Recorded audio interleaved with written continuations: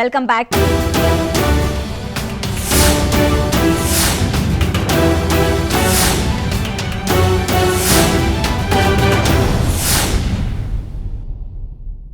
ఆయుర్వేద వైద్యం మీద అవగాహన లేకపోవడం, ఆధునిక వైద్యం బాగా విస్తరించడంతో ప్రజలంతా ఇంగ్లీష్ మెడిసిన్స్ వైపే పరుగులు తీస్తున్నారు.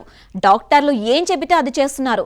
అయితే నెల్లూరు జిల్లా కృష్ణపట్నంలో ఆనందయ్య ఆయుర్వేద మందు వెలుగులోకి రావడంతో ప్రజల దృష్టి ఆయుర్వేదం వైపు మళ్లింది. ఆయుర్వేద వైద్యంలో సైతం అద్భుత ఫలితాలు సాధించవచ్చని ఆనందయ్య నిరూపించారు. వేల కోట్ల మెడికల్ మాఫియా విశ్వవలయంలో ఆయుర్వేద వైద్యం ఆశాదీపంలా కనిపిస్తోంది. దేశంలో కరోనా మహమ్మారి ప్రభావం మొదలై ఏడాది దాటుతోంది. కేసుల సంఖ్య కోట్లలో, మరణాల సంఖ్య లక్షలకు చేరింది. ప్రస్తుతం కొన్ని ఔషధాలు, వ్యాక్సిన్లు అందుబాటులోకి వచ్చిన పరిస్థితిలో మాత్రం పెద్దగా మార్పు వచ్చినట్టు కనిపించడం లేదు. ఈ తరుణంలో నెల్లూరు జిల్లా కృష్ణపట్నంలో పంపిణీ అవుతున్న ఆయుర్వేద మందు ప్రజలకు అపర సంజీవినిలా కనిపిస్తోంది. దీనిని ప్రభుత్వం అధికారికంగా సర్టిఫై చేయనప్పటికీ ఆయుష్ బోర్డు నివేదికలు మాత్రం అనుకూలంగానే వస్తున్నాయి. ఆనందయ్య మందు 100% ఆయుర్వేదమే అని స్పష్టం చేస్తున్నాయి. దీంతో ఇది నాటు వైద్యం, పసరు మందు అని వెటకారంగా మాట్లాడిన గొంతులు మూగబోతున్నాయి.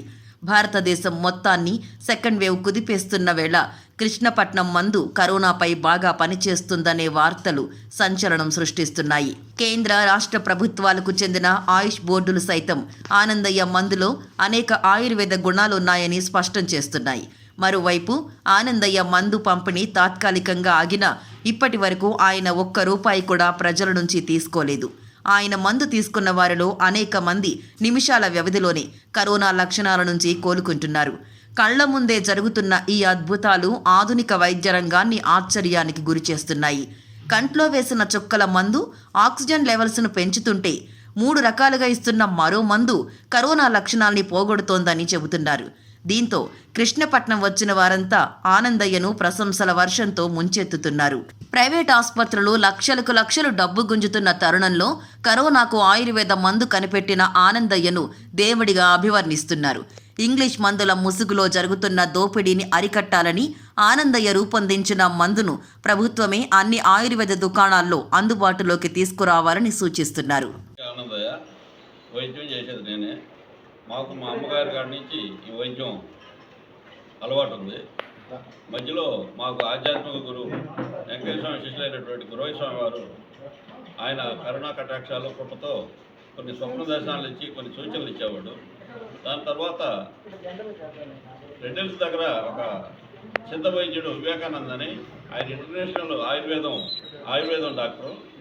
ఆయన గురవస్వామి భక్తుడే. ఆయన కూడా ఆయన ద్వారా మాకు పరిచయం అయ్యి ఆయన కొన్ని సూచనలు ఇస్తూ చాలామందికి చాలా విధాలైన జబ్బుల్ని నయం చేయడం ఇప్పటి నుంచి పురాతనంగా చేస్తూ వచ్చాము. నాకే హార్ట్ అటాక్ వచ్చింది. ఈ ఆయుర్వేదంలోనే నేను బాగా చేసుకుని ఉన్నాను. హార్ట్ అటాకు, కిడ్నీ ప్రాబ్లం ఉన్నా ఎలాంటి జబ్బులనైనా మేము గుండె జబ్బులు కూడా బాగా చేసే వైద్యం మా గురువుగారు అయినటువంటి వివేకానంద గారికి ఉంది. మంచిగా జరుగుతుండే. దానివల్ల మేము ఒక దాదాపు 25 రోజుల నుంచి వైద్యం చేసాము. ఎలాంటి నెగటివ్ ఇది రాలేదు. తెలంగాణ పెద్దపల్లికి చెందిన ఒక యువకుడు కృష్ణపట్నం ఆనందయ్య గారి ఆయుర్వేద మందు తీసుకోవడం, ఇమ్మీడియట్గా పాజిటివ్ రిపోర్ట్ వచ్చినందుకు చాలా సంతోషంగా ఉంది. ముఖ్యంగా గత వారం చూసాం, మనం ఆంధ్ర నుండి వచ్చి అంబులెన్స్ అడ్డుకురని వార్తల్లో చూసాము.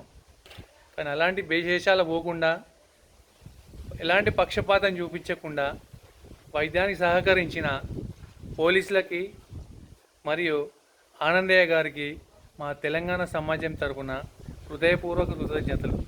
పెద్దపల్లి డిస్టిక్ నుంచి వచ్చినాం. ఎన్నో హాస్పిటల్ తిరిగి ఎంతో డబ్బులు ఖర్చు పెట్టుకొని చాలా హాస్పిటల్ తిరిగి చాలా ఇబ్బందులు పడ్డాం. లాస్ట్కు ఇట్లా ఆనందయ్య గారు ఇలా ట్రీట్మెంట్ జరుగుతుందని తెలిసిన విషయం వెంటనే కనుక్కొని ఈ నెల్లూరు వరకు చేరుకొని ఈ ట్రీట్మెంట్ ఇచ్చిన పెద్దలకు పేరున ధన్యవాదాలు తెలుపుకుంటున్నా. ఇప్పుడు నేను 20 days క్వారంటైన్లో ఉంటున్నా. ఇంతవరకు రికవర్ కాలే. నాకు కొంచెం కూడా ఇంప్రూవ్మెంట్ లేదు. ఇప్పుడు జస్ట్ నాకు 5 minutesలో నాకు కళ్ళలో మందు వేసి నోట్లోకి నాకు కొంచెం ఆయుర్వేద మందు ఇచ్చి నేను స్పాట్లో ఇప్పుడు రికవర్ అయినా. ఇప్పుడు నాకు బ్రీతింగ్ ఫ్రీ వస్తుంది. నాకు లేచి రన్నింగ్ చేయగలుగుతా. ఇప్పుడు నేను గ్రౌండ్కి వెళ్ళి హాస్పిటల్లో డబ్బులు పెట్టుకొని అంత ట్రీట్మెంట్ వేసుకునే లాభం లేదు. ఇలాంటి ఆనందాలను ఆపి మళ్ళీ పేదోళ్ళని ఇబ్బంది పెట్టడం తప్ప ఏం లేదు. ఇంగ్లీష్ వైద్యానికి లొంగని అనేక వ్యాధులు రోగాలను ఆయుర్వేదం, హోమియోపతి లేదా ప్రకృతి చికిత్సా విధానాలతో తగ్గించే అవకాశం ఉంది. దీనికి డెంగ్యూ విష జ్వరాలు ఓ మంచి ఉదాహరణగా చెప్పుకోవచ్చు. డెంగ్యూ చికిత్సల్లో ప్లేట్లెట్స్ కౌంట్ పెంచడానికి అలోపతి డాక్టర్లు సైతం బొప్పాయి ఆకుల రసం మీదే ఆధారపడుతుంటారు. డెంగ్యూ రోగాల పాలిట బొప్పాయి పండ్లు, ఆకుల రసం దివ్య ఔషధంలా పనిచేస్తుందని ఒప్పుకుంటారు. మనం డైలీ తీసుకునే ఆహారంలో బొప్పాయికి ఉన్న విశిష్టత అంతా ఇంత కాదు. విటమిన్ ఏ సమృద్ధిగా ఉండే ఆహారాల్లో బొప్పాయి ఒకటి. ఆహారంగానే కాకుండా పలు వ్యాధుల నివారణలోనూ బొప్పాయిని విరివిగా వినియోగిస్తారు. ముఖ్యంగా డెంగ్యూ నియంత్రణలో బొప్పాయి పాత్ర అమోఘమని చెబుతారు. డెంగీ వస్తే విపరీతమైన జ్వరం వస్తుంది. చలి, తీవ్రమైన తలనొప్పి, ఒళ్ళు నొప్పులు ఉంటాయి. శరీరంపై దద్దుర్లు వస్తాయి. విపరీతమైన దాహం వేస్తుంది. కళ్ళలో నొప్పి వస్తుంది. ఇలాంటి లక్షణాలు కనిపిస్తే వెంటనే నిర్లక్ష్యం చేయకుండా వైద్యుల దగ్గరకు వెళ్ళాలి. డెంగీ రావడం వలన శరీరంలో ప్లేట్లెట్స్ బాగా తగ్గుతాయి. ఇలా తగ్గడం వలన రక్తం గడ్డకట్టి ఆగిపోతుంది. ఫలితంగా రోగి ప్రాణాలకు సైతం ముప్పు వాటిల్లుతుంది. అయితే డెంగ్యూ జ్వరాన్ని నివారించడంలో బొప్పాయి ఆకుల్ని విస్తృతంగా ఉపయోగిస్తున్నారు. బొప్పాయి ఆకుల్లో పోషక పదార్థాల్ని సేంద్రియ సమ్మేళనాలు కలిగి ఉండడం వల్ల శరీరంలో ప్లేట్లెట్ల సంఖ్యను పెంచుతాయి. అంతేకాకుండా ఈ ఆకుల్లో ఉండే విటమిన్ సి రోగనిరోధక వ్యవస్థను పటిష్టం చేస్తుంది. అందులో ఉండే శక్తివంతమైన యాంటీ ఆక్సిడెంట్లు ఆక్సిడేటివ్ ఒత్తిడిని తగ్గించడానికి, అలాగే రక్తంలో అధికంగా ఉన్న మలినాల్ని తొలగించడానికి సహాయపడతాయి. డెంగ్యూతో సహా అనేక రకాల వ్యాధులను, అనారోగ్య పరిస్థితుల్ని నివారించడం కోసం బొప్పాయి ఆకుల్ని విరివిగా వాడుతూ ఉంటారు. దీన్ని బట్టి చూస్తే ఆధునిక వైద్యం పనిచేయని అనేక సందర్భాల్లో సంప్రదాయ వైద్య విధానాలు ఆదుకుంటున్నాయని అర్థం చేసుకోవచ్చు. బొప్పాయి రసము ఏదైతే ఉందో ప్లేట్లెట్స్ అనేది పెంచడం అనేది మనకు స్టడీస్ పరంగా పూర్తిగా బెనిఫిట్ ఉన్నట్టుగా మనకు తెలియదు. కాకపోతే మనకి బొప్పాయి రసంలో ఉండే ఏదైతే పదార్థాలు ఉంటాయో సో వాటి వల్ల కొంత ప్లేట్లెట్స్ పరంగా మనకు నష్టం లాంటిది ఏం లేదు కాబట్టి బెనిఫిట్స్ ఎక్కువగా ఉన్నాయి. కాబట్టి మనకు స్టడీస్ పరంగా చూసినట్టయితే మనకున్న స్టడీస్ కానీ సైంటిఫిక్గా డేటా కానీ ఇవన్నీ చూసినట్టయితే మనకు ఖచ్చితంగా మనకు బెనిఫిట్ ఉంటుంది అనేది మాత్రం ఖచ్చితంగా మనకు లేదు. కాకపోతే మనకి వీటి వల్ల ఏదైతే వాడుతున్నాం పపాయ జ్యూస్ లాంటివి వాడడం వల్ల, ఆకురసం వాడడం వల్ల నష్టం లాంటిది లేదు. కాబట్టి మనం వాటిని యూజ్ చేయడం వల్ల తప్పు లేదు.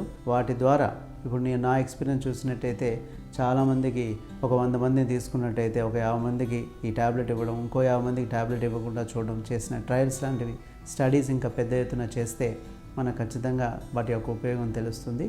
కాకపోతే వాటి వల్ల మనకు నష్టం లాంటిది లేనంత వరకు యూజ్ చేయడంలో ఎటువంటి తప్పు లేదు.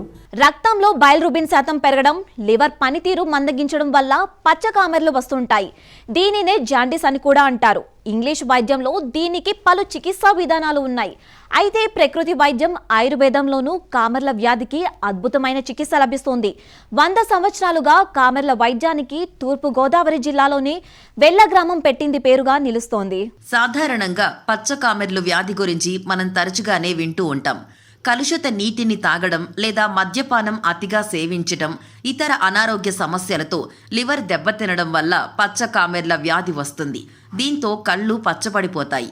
మూత్రం కూడా పచ్చగా మారుతుంది. వ్యాధి తీవ్రతను బట్టి ఒక్కోసారి మరణం కూడా సంభవించవచ్చు.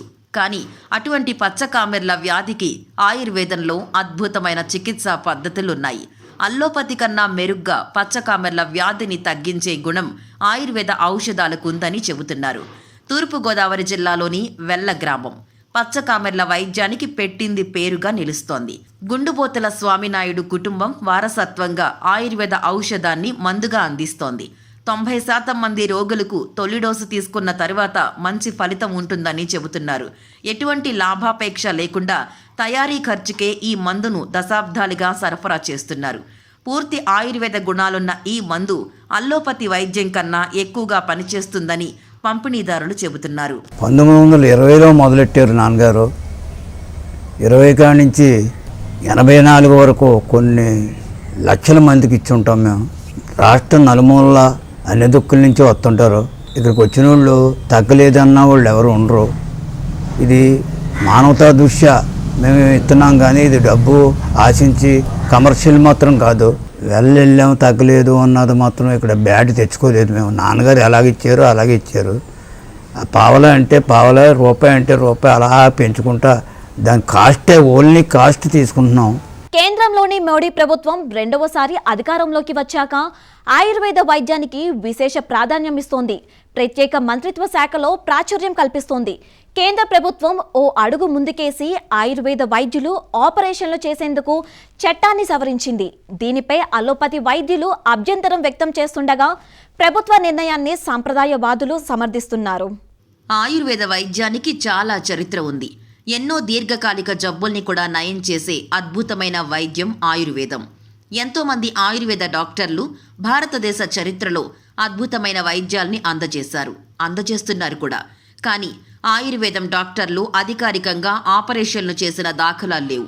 కానీ రోజురోజు ఆయుర్వేద వైద్యానికి ఆదరణ పెరుగుతున్న క్రమంలో కేంద్రంలో అధికారంలో ఉన్న బీజేపీ ప్రభుత్వం కొంతకాలం క్రితం కీలక నిర్ణయం తీసుకుంది.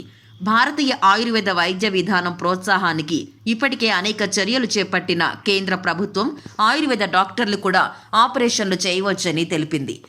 ఆయుర్వేదంలో పోస్ట్ గ్రాడ్యుయేట్ డిగ్రీ హోల్డర్లు వివిధ రకాల సాధారణ శస్త్రచికిత్సలు చేసేందుకు వీలు కల్పించనుంది. దీనికి సంబంధించి ఇండియన్ మెడిసిన్ సెంట్రల్ కౌన్సిల్ 2016 నిబంధనల్ని సవరించింది. శాలక్య కోర్సులను పీజీలో ప్రవేశపెట్టింది. దీని ప్రకారం వారికి ప్రత్యేక శిక్షణను ప్రవేశపెట్టింది. శిక్షణ అనంతరం ఈఎన్టీ, దంత వైద్యంతో పాటు కంటి శస్త్రచికిత్సలు చేయడానికి కూడా పర్మిషన్ లభిస్తుంది. అయితే ఆయుర్వేద వైద్యం మూలికలు, ఆకుపసర్ల మీద ఆధారపడి ఉంటుందని అల్లోపతి వైద్యులు అంటున్నారు. ఈ విధానంలో శిక్షణ పొందిన వారు శస్త్రచికిత్సలు ఎలా చేస్తారని ప్రశ్నిస్తున్నారు. అల్లోపతి వైద్య రంగం ఆయుర్వేదానికి పూర్తి భిన్నమైనదని, ఇందులో నిపుణులైన వారు మాత్రమే ఆపరేషన్లు చేయగలుగుతారని వాదిస్తున్నారు. ప్రభుత్వం ఈ నిర్ణయాన్ని పునఃసమీక్షించాలని కోరుతున్నారు. మొత్తం మీద కరోనా విపత్కర సమయంలో ఆయుర్వేద విశిష్టత మరోసారి ప్రపంచానికి తెలుస్తోంది. ఇన్నాళ్ళు ఈ వైద్యాన్ని చిన్న చూపు చూసిన వారు సైతం ఆయుర్వేద వైద్యం పట్ల ఆసక్తి చూపుతున్నారు. సైడ్ ఎఫెక్ట్లు ఎక్కువగా ఉండే అలోపతి కన్నా ఆయుర్వేదమే చాలా బెస్ట్ అని అంటున్నారు. ఇది ఇవాల్టి స్పెషల్ ఫోకస్. మరో టాపిక్తో మళ్ళీ కలుద్దాం. నమస్తే.